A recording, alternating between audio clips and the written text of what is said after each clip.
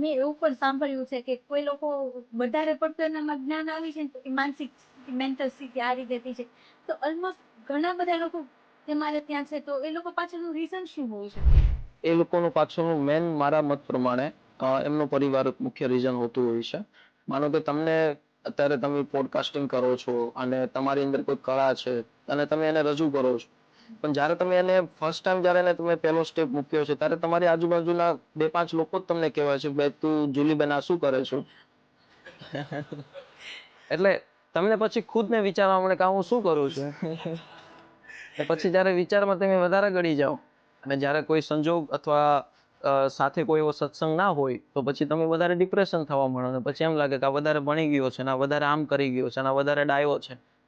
પણ એ આજુબાજુનું વાતાવરણ જેને એ બનાવતું હોય છે. પણ એ આપણી ઉપર આપણું જો મનોબળ હોય કે નહીં આપણે કરવું જ છે કોઈ પણ પરિસ્થિતિમાં, તો બની શકે છે. અને 100% આની પરિસ્થિતિમાંથી હું પસાર થયેલો છું.